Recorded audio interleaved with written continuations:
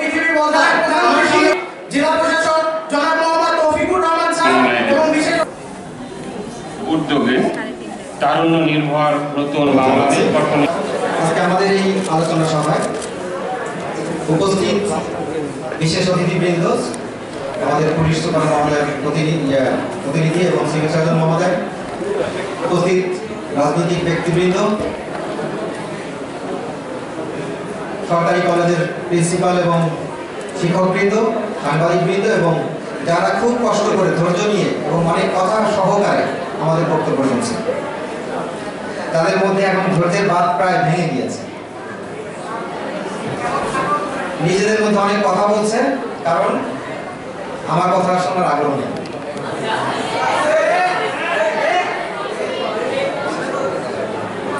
আমি আমার অনেকগুলো কথা বলার জন্য বারবার প্রিপারেশন নিচ্ছি, যে এটা বলবো এটা বলবো, দেখি যে কেউ নাকি বলে ফেলছে। তারপরও কিছু আনকমন কথা আছে যেগুলো আমি বলতে পারি। যেমন আমি আমার ফ্যামিলির উদাহরণ দিয়ে একটা কথা বলি। যেহেতু আমাদের আজকে তারুণ্য নির্ভর বাংলাদেশ বিনির্মাণে আমাদের বাচ্চাদেরকে নিয়ে আমরা কথা বলছি, তাদেরকে কিছু মেসেজ দেওয়ার চেষ্টা করছি। আমি আমার ফ্যামিলির কথা বলি। আমার মেয়ে ক্লাস 7-এ পড়ে। সে একদিন আমাকে বললো যে সে হচ্ছে একটা কম্পিটিশন হচ্ছে স্কুলে, কম্পিটিশনে পার্টিসিপেট করবে। তাই বললাম ভেরি গুড। কম্পিটিশন কি? বলে রুবিক কিউব। আমরা অনেকেই চিনি, তাই না? রুবিক কিউব মেলানো। তাই বললাম তুমি আমাকে দেখাও কেমন পারো। তো দেখি যে বেশ করতে পারলো। 2 মিনিটের কাছাকাছি সময় লাগবে, মানে 1.5 থেকে 2 মিনিট লাগবে। আমার তো আইডিয়া নেই যে কত সময় করা যায়। তো বললো আমি কিন্তু একটা কম্পিটিশনে জিততে পারি। আমি ভেরি গুড, তাহলে পার্টিসিপেট করো। পরে যথারীতি সে কম্পিটিশনের দিক গেল। তারপরে কম্পিটিশন থেকে সে বাইরে, কম্পিটিশন শেষে বাইরে আমাকে এসে ফোন দিয়ে বললো যে মন খুব খারাপ। আমি কেন? বলে যে অনেকে 20 সেকেন্ডে মিলে ফেলেছে, আমার তো 1.5 মিনিটের বেশি লাগে। আমি এই গল্পটি কেন বললাম? আমি কম্পিটিশনে না গেলে বুঝতে পারবো না যে আমার অবস্থা। আমি ওকে বললাম যে ভেরি গুড, কোনো সমস্যা নেই, নেক্সটে আরো ভালো করে প্র্যাকটিস করো, আস্তে আস্তে তুমি আরো ভালো করবে, তাই না? এটাই বলা উচিত। এখন আমার কি বকাবকি করা উচিত যে তুমি পারো না, এটা নিয়েছো কেন, ইত্যাদি ইত্যাদি? না। আজকে আমাদের এখানে 3জন বাচ্চা বক্তব্য দিয়েছিল। আরো অনেকেরই দেওয়ার ইচ্ছা ছিল, অনেকে সুযোগ পায় নাই বলে দেয় না, নেক্সটে দিবে। তো এদেরকে কিন্তু সামনে এই কম্পিটিশনে যেতে হবে। আজকে আমরা যা বলতে চাচ্ছি সেটি হলো এই যে তারুণ্য নির্ভর বাংলাদেশ, অর্থাৎ একসময় যুবক নির্ভর বাংলাদেশ হবে, একসময় বয়স্ক নির্ভর হয়ে যাবে। এরাই যখন ফেজ বাই ফেজ যখন বয়সে পৌঁছাবে, তখন আমরা কি বাচ্চাদেরকে প্রস্তুত করতে পারছি এই চ্যালেঞ্জগুলির জন্য? কারণ আমরা তো একটা গ্লোবাল ভিলেজের মধ্যে চলে গেছি। আমরা কেন আজকে আলোচনা সভা করছি? এটা শুধু শহর কেন্দ্রিক হচ্ছে, হয়তোবা উপজেলা কেন্দ্রিক বড়জোর হবে, কিন্তু গ্রাম কেন্দ্রিক কি হবে? ইউনিয়ন কেন্দ্রিক কি হবে? হবে না।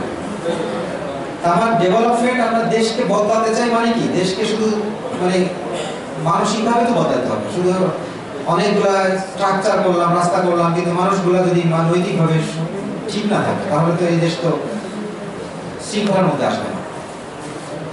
একটি কথা আছে যে no one is too small to make a difference. একজন ব্যক্তিও সমাজে অনেক পরিবর্তন করতে পারে। সেটা কিভাবে? সে যদি ওইটার মধ্যে থেকে তার সারাক্ষণ ওটার মধ্যে সময় দেয়, আন্তরিক থাকে, মানসিকভাবে আন্তরিক থাকে। আমাদের যেটি সমস্যা সেটি হলো, আমাদের মূল সমস্যা যেটি আমার কাছে মনে হয়, আমাদের একটি বিরাট জনসংখ্যা আছে। এত অল্প জায়গার মধ্যে এত মানুষ ম্যানেজ করা খুব মুশকিল। আর সেই মানুষ যদি যথাযথ শিক্ষায় শিক্ষিত না হয়, আমাদের একজন বলে গিয়েছে, শিক্ষিত আমার সার্টিফিকেট আছে কিন্তু আমার স্কিল নেই, মানে আমি এই সার্টিফিকেট নিয়ে ঘুরে বেড়াচ্ছি কিন্তু আমার অ্যাকচুয়ালি আমাকে যে কাজে নিবে বা আমি কিছু করবো সেই স্কিল আমার না থাকে, তাহলে তো হবে না। আজকে আমরা যারা বয়স্ক হয়ে গিয়েছি, আমরা কিন্তু তোমাদের মতোই এক সময় ছিলাম। আমাদের অনেক পথ পাড়ি দিয়ে এখানে আসতে হয়েছে, অনেক পথ পাড়ি দিয়ে আসতে হয়েছে। স্কুল, কলেজ, ইউনিভার্সিটি, তারপরে অন্যান্য ডিগ্রি, তারপরে চাকরি পরীক্ষা ইত্যাদি ইত্যাদি, তারপরে চাকরিতে 18 বছর অতিক্রান্ত করে আমরা এখানে এসেছি। তো এই পথ কিন্তু দীর্ঘ সময়ের পথ। গতকালকে আমি একটি জিনিস দেখছিলাম, একজন সার্জন, উনি হার্টের বাইপাস করে, উনি একজন সার্জন আমেরিকাতে। তো ওনাকে প্রশ্ন করা হলো আপনার কতদিনের এই যে আপনি সার্জন হয়েছেন, আপনার এই সার্জন হওয়ার পেছনে গল্প কি? তো উনি মোটামুটি একটা হিসাব দিল, মেডিকেল পড়া থেকে শুরু করে সার্জন হওয়ার আগ পর্যন্ত 16টি বছর লেগেছে। অর্থাৎ শুধু এই চিকিৎসা শিক্ষার পেছনে ওনার 16 বছর লেগেছে, অন্যান্য স্কুল কলেজ বাদ। 16 বছর শুধু শিক্ষাই দিয়েছে। এই জন্যে তার কাছ থেকে আমি ভালো রেজাল্ট পাবো না? পাবো। এই জন্য পরিশ্রম দিয়ে করতে হবে, সময় দিতে হবে। আর যারা আমাদের আজকে যে তরুণ আছে তাদের মাত্রা জ্ঞান থাকতে হবে, এটা খুব দরকার। মাত্রা জ্ঞান মানে কি? কোথায় আমার থামতে হবে, কোন ভাষা আমি ব্যবহার করবো, কতটুকু বেয়াদবি করবো, কতটুকু ভদ্রতা দেখাবো, মাত্রা জ্ঞান থাকতে হবে। আমার শিক্ষককে কতটুকু সম্মান করতে হবে, এটা আমার মাত্রা জ্ঞান থাকতে হবে। কোনটুকু পর্যন্ত আমার বলা উচিত। গার্ডিয়ানদের ওখানে বিশাল ভূমিকা আছে, কারণ আমি এই বাচ্চাদেরকে প্রস্তুত করছি, তো আগামী বাংলাদেশে সে রিপ্রেজেন্ট করবে। এই আমি আজকে বয়স্কদের নিয়ে কথা বলছি, বয়স্ক নিয়ে বলার কিছু নেই। বয়স্করা ওনাদের চেঞ্জ করা খুব মুশকিল, আমাদের বাচ্চাদেরকে চেঞ্জ করতে হবে। একটা জেনারেশন তৈরি হবে, যে জেনারেশন অনৈতিক কিছু বুঝবেই না। রোবটকে যে দিয়ে দেওয়া হয়, সফটওয়্যার দিয়ে দেয়, তার বাইরে সে কিছু করতে পারে না। আমি এই বাচ্চাদেরকে এরকম সফটওয়্যার দিতে চাই যে সে দুর্নীতি বুঝবেই না, সে অন্যায় কিছু বুঝবেই না, সে তাকে বোঝাইলে বুঝবে না। ঘুষ দিতে চাইলে বলবে এটা কি জিনিস, what is this, I don't understand this, তাই না? কিন্তু তাই কি ভয় আসলে? ওই যে একজন বলে গিয়েছে, নকল করতেছে, প্রশ্ন কেনার জন্য ঘুরে বেড়াচ্ছে, গার্ডিয়ান ঘুরতেছে, সেখানে কি বলবো? শিক্ষক সহযোগিতা করতেছে, না তুমি কথা বলো, ইত্যাদি ইত্যাদি। এভাবে হবে না তো, আমূল পরিবর্তন প্রয়োজন। আরেকজন বলে গেছে যে রাজনীতিবিদরা ছিল এতদিন দুর্নীতি হয়েছে ইত্যাদি। দুর্নীতির সাথে সবাই কোনো না কোনো ভাবে আমরা মানে একাত্মতা ইয়ে করে ফেলি।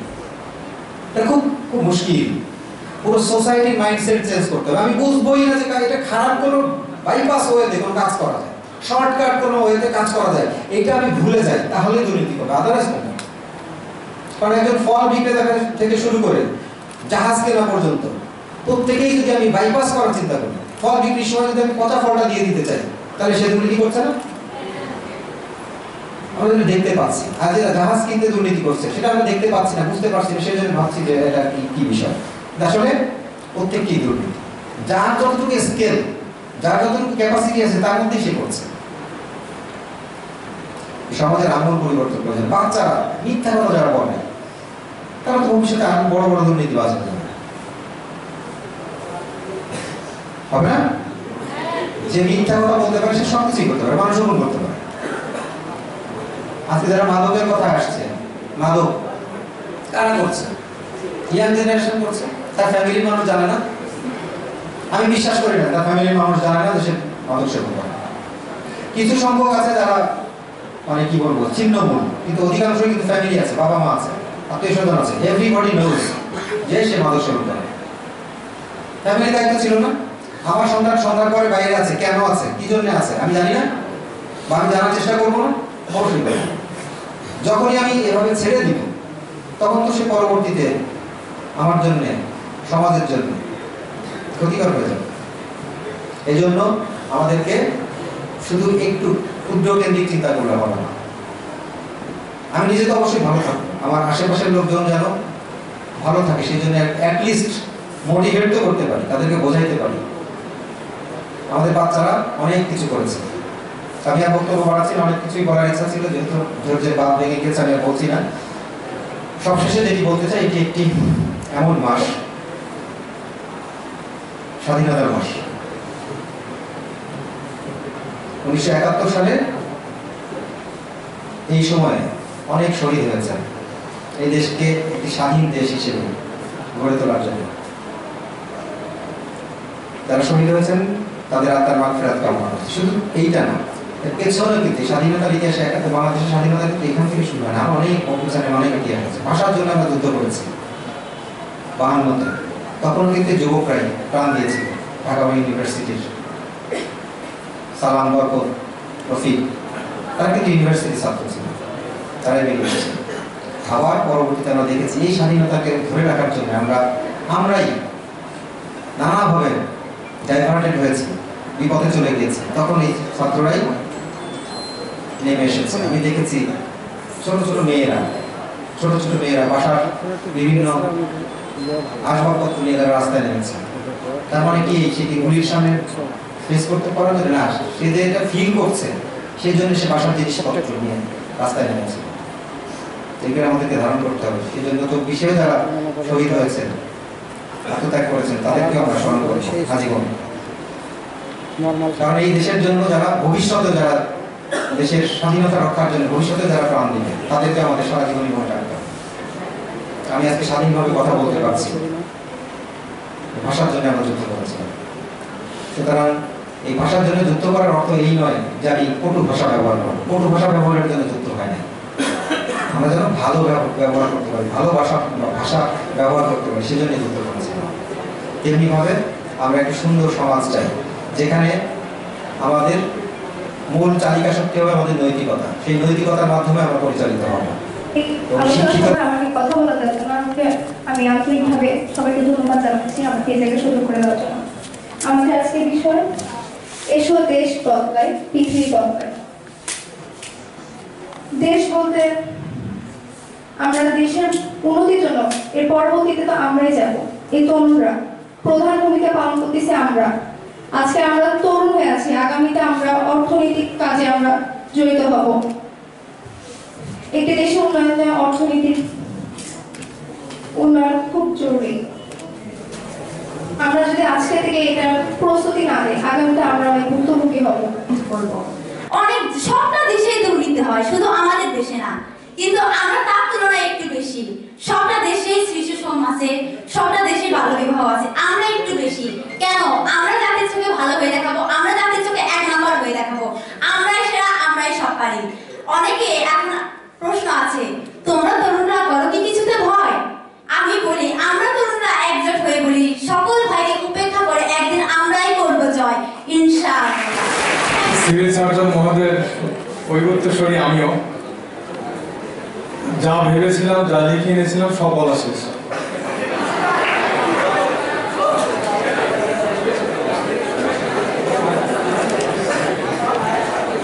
তারুণ্য নির্ভর নতুন বাংলাদেশ নির্মাণে এসব দেশ বদলায়, পৃথিবী বদলায় অনুষ্ঠানের প্রধান অতিথি মানবর জেলা প্রশাসক মোহাম্মদ তৌফিকুর রহমান, বিজ্ঞ ম্যাজিস্ট্রেট।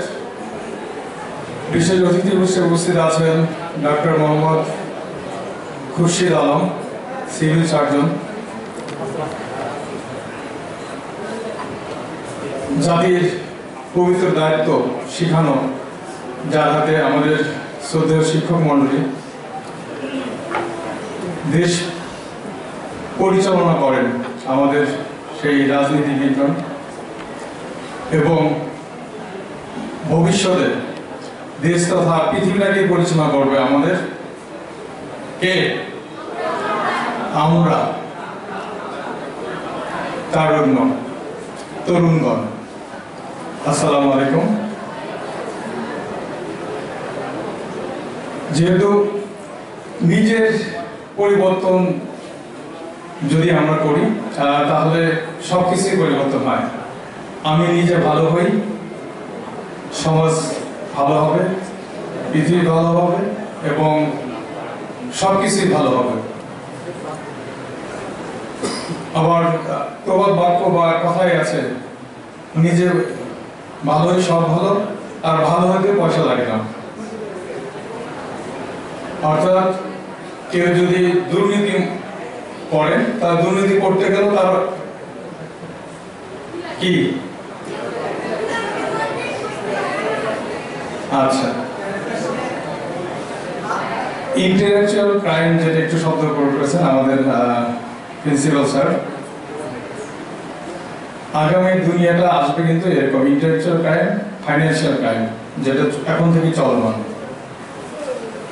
এই দুটো ক্রাইম যদি আমরা নীতিগতভাবে নৈতিকতার সাথে যদি এড়িয়ে চলি, আমার মনে হয় সব ক্ষেত্র থেকেই দুর্নীতিকে টাটা বাইরে করা যাবে। এই ছোট্ট একটি রাস্তা থেকে উদাহরণ করে যদি আমরা রকেট যে মহাকাশ বা মহাবিশ্বের শেষ প্রান্তে চলে যাবে, রাস্তায় না আমরা করলাম, কিন্তু রকেটে যদি দুর্নীতি করা হয় তাহলে কি হবে ভাগ্যে? তারুণের কাছে প্রশ্ন। আমাদের এই তরুণরা কে তৈরি করেছে? এআই বলি, রোবোটিক্স বলি, সাইবার কি বলবো, সাইবার ক্রাইম, আমার মাথায় কিন্তু খেলে না। অন্যের অ্যাকাউন্ট হ্যাক করা, আমি বলি আমাদের তরুণরা তাদের এই মেধাটা ওই কাজে ব্যবহার করবে না। যদি পড়াই লাগে তাহলে এ দেশের কল্যাণের জন্য লাগাতে হবে। আমাদের দেশ থেকে যারা অর্থ পাচার করেছেন, সে অর্থটাকে আমাদের তরুণদের মাথা খাটিয়ে এই অর্থটা ফিরিয়ে আনতে হবে। পারবে, কারণ তরুণরাই পারবে এবং আগামী ভবিষ্যৎ তাদের দ্বারাই গঠিত হবে।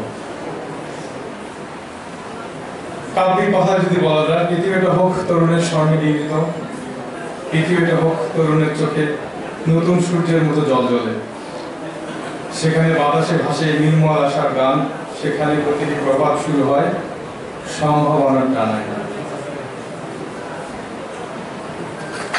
এখন সময় এসেছে, সেই কবিতাটা আমার ভালো মনে নেই লাইনগুলো, পুরে তরুণ ওরে আমার কাঁচা আত্মহারাদের, মানে আমাদের ঘামের তুই বাঁচা, পৃথিবীটাকে বাঁচাবে, আমাদের তরুণরা বাঁচাবে। তরুণরা তাদের তারুণ্যের জয়ে এই দেশ উদ্ভাসিত হবে, উন্নয়ন করবে। বাংলাদেশ এক নতুন পরিবর্তনের দ্বার প্রান্তে দাঁড়িয়ে, এই পরিবর্তনের কেন্দ্রে রয়েছে আমাদের তরুণ। এবং আসুন সবাই মিলে শপথ করি, আমরা বদলাবো, আমরা গড়ব নতুন বাংলাদেশ, আর সেই বাংলাদেশের হাত ধরেই বদলে যাবে পৃথিবী। সবাইকে ধন্যবাদ। আসসালামু আলাইকুম।